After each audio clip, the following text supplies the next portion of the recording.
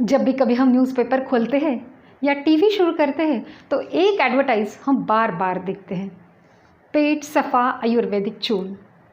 कभी सोचा है कि ये एडवर्टाइज हमें बार बार क्यों दिखाई जा रही है? कॉन्स्टिपेशन की संख्या भारत में बढ़ती जा रही है। अगर संशोधन की बात करें तो research findings suggest that 22% of Indian population is suffering from this condition and 13% of the population is complaining from severe constipation. अभी आज की बात करें तो लॉकडाउन शुरू है, शारीरिक क्रियाशीलता कम हो गई है। ऐसी स्थिति में हमें कॉन्स्टिपेशन ना हो, कॉन्स्टिपेशन की समस्या से हम ग्रसित ना हो, इसके लिए हमें खास ध्यान रखना बहुत ज़रूरी है। तो ये सब बातें देखने के लिए सबसे पहले हमें ये देखना पड़ेगा, हमें ये जानना पड़ेगा कि ये कॉन्स्टिपेशन या कब्ज़ होता क्या है, किसे कहते हैं कब्ज़ या कॉन्स्टिपेशन। तो कब्ज़ एक ऐसी स्थिति होती है जिसमें शौच करने में बहुत तकलीफ़ होती है या शौच नहीं होती। इसके दो प्रकार है। पहला जो प्रकार है वो ओकेजनली है, यानी इसका मतलब कभी कभार होता है, जब कभी फास्ट है, उपवास की स्थिति है, खाना कम खाया जाता है, या कभी आप ट्रैवलिंग कर रहे हो तो ऐसी स्थिति में कॉन्स्टिपेशन होता है। पर जैसे ही रूटीन में बदल होता है वैसे ये समस्या अपने आप ठीक होती है। और दूसरी जो कंडीशन है जिसे सीवियर या गंभीर कॉन्स्टिपेशन कहा जाता है या कब्ज़ कहा जाता है। इसके लक्षण हम देखते हैं कॉन्स्टिपेशन के। तो कॉन्स्टिपेशन का सबसे पहला जो लक्षण है वो है अस्वस्थता।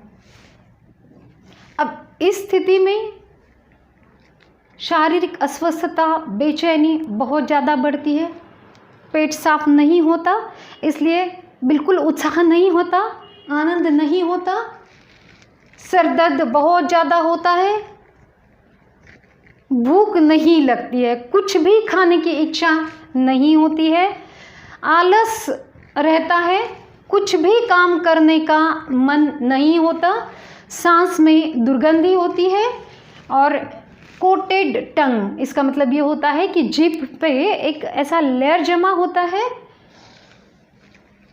तो ये जो लक्षण हैं ये खास कॉन्स्टिपेशन में दिखाई देते हैं। अब ये देखते हैं कि ये जो कॉन्स्टिपेशन है, ये कब्ज़ है, ये क्यों होता है। तो ऐसे तो बहुत सारे कारण हैं कॉन्स्टिपेशन के, खास ठोस कारण ये है जिसमें सबसे पहला कारण है जिसमें अनियमित समय पे लिया जाने वाला आहार या इर्रेगुलर मील टाइमिंग्स, ऐसा जिसे कहा जाता है। खाने का जो समय है वो निश्चित अगर नहीं है तो कब्ज़ की स्थिति पाई जाती है।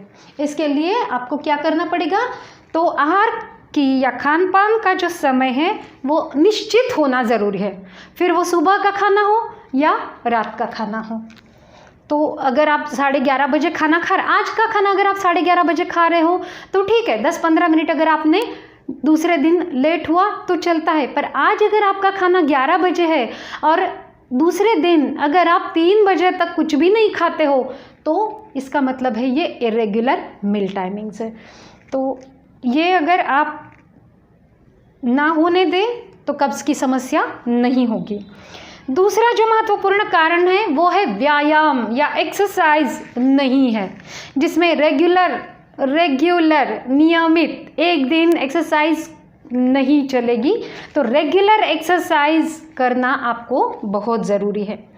इसके बाद है आहार की, खान पान की गलत आदतें, जिसमें ख़ास तौर पर मैं यहाँ कहना चाहूँगी कि मैदे के पदार्थ या मैदे से भरे हुए पदार्थों का अगर अतिरिक्त आप बहुत ज़्यादा सेवन कर रहे हो तो मैदा आंतों में फंस जाता है और इसके कारण भी कब्ज़ की स्थिति पाई जाती है। तो आहार लेते वक्त मैदे के पदार्थ जितने कम मात्रा में, ना के बराबर आप लो तो वो अच्छा है। इसके बाद स्ट्रेस ये समस्या ऐसी है कि जो कई बीमारियों का कारण देखी जाती है। अब स्ट्रेस को कम करना है तो आपको क्या करना पड़ेगा, इम्यूनिटी को बढ़ाना पड़ेगा। तो या तो स्ट्रेस कम करो या तो इम्यूनिटी बढ़ाओ। एंटीबायोटिक्स हो या तो फिर लैक्सेटिव्स हो, इनका बहुत ज़्यादा सेवन अगर आप कर रहे हो या कोई व्यक्ति अगर बहुत ज़्यादा मात्रा में सेवन कर रही है तब भी कॉन्स्टिपेशन की स्थिति पाई जाती है। और ये भी एक कारण देखा जाता है कि मल विसर्जन में भी अगर आलस है, इसकी एक निश्चित समय अगर है मल विसर्जन का और उसी समय अगर आप जाते हो तो अपने शौच करने में कोई तकलीफ नहीं होगी। तो ये जो कारण है, ये कारणों पर अगर आप फोकस करते हो और इसमें अगर सुधार लाते हो तो कॉन्स्टिपेशन की स्थिति नहीं देखी जाएगी।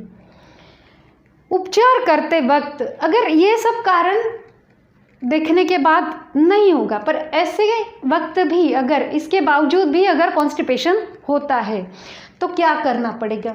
तो उपचार में सबसे पहला है आहार में फाइबर की मात्रा का होना, सेल्यूलोज का होना। अब सेल्यूलोज यानी क्या?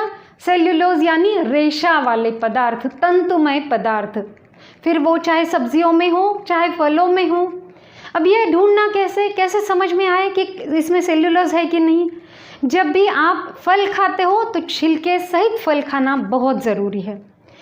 अब यहाँ पे एक बात ज़रूरी है, ऐसे फल जिसके छिलके आप खा सकते हो जैसे सेब, अंगूर, अमरूद ज़रूर खाएं, पर फल खाने से पहले उसको साफ़ करना, गर्म पानी में धोना बहुत ज़्यादा ज़रूरी है। तो फल अगर आप छिलके सहित खा रहे हो तो सेल्यूलोज की मात्रा अच्छी से आपके आहार में जाएगी। इसके साथ साथ सब्जियों के 3 प्रकार होते हैं। हरी पत्ते, पहला जो है वो हरी पत्तेदार वाली सब्जियाँ, दूसरा जो है वो है फल वाली सब्जियाँ और तीसरा जो है वो है बीन्स वाली या रूट वाली सब्जियाँ, कंद वाली सब्जियाँ। तो इन तीनों प्रकार के सब्जियों का समावेश अपने आहार में है कि नहीं, ये देखना बहुत ज़्यादा ज़रूरी है।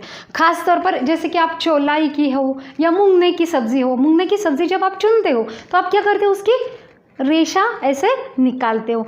तो जिस सब्ज़ी में रेशाएं होती है, चाहे वो चौलाई हो, चाहे वो मुंगने की सब्ज़ी हो या चाहे गवार हो, तो ऐसी सब्जियां जिसमें रेशा पाई जाती है उसके अंदर सेल्यूलोज का प्रमाण या सेल्यूलोज की मात्रा अधिक है।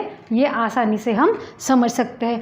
फल में या ड्राई फ्रूट्स में अंजीर बहुत अच्छा है, उसमें भी सेल्यूलोज की मात्रा अच्छी है। इसके बाद तेल, घी, मक्खन, इसका सही मात्रा में होना बहुत ज़रूरी है।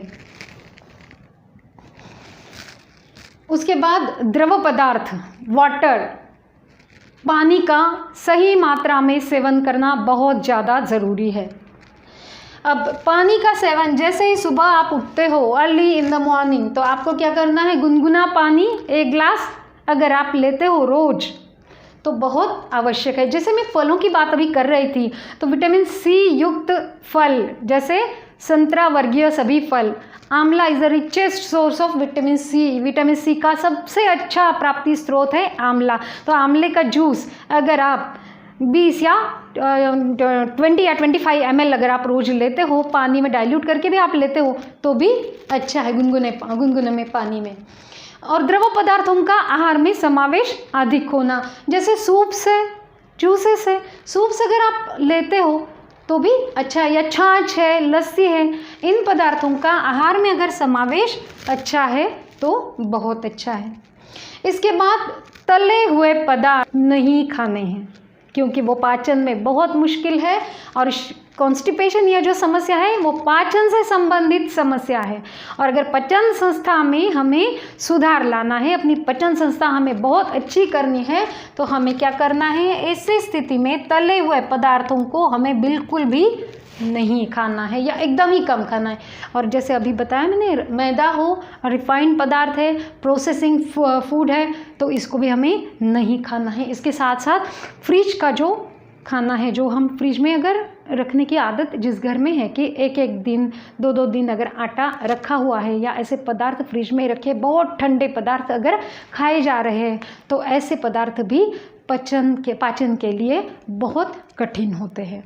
तो इन कारणों पर और आहार उपचार पर अगर हम ध्यान देते हैं तो सबसे पहले तो हमें ये कॉन्स्टिपेशन होगा ही नहीं मलावरोध होगा ही नहीं। और अगर होता भी है तो इस तरह का आहार अगर हम लेते हैं, ये सावधानियां अगर हम रखते हैं, तो ये समस्या बहुत ही जल्दी दूर होती है। तो आज का क्लास कैसे लगा ज़रूर बताइए। स्वस्थ रहिए, सुरक्षित रहिए।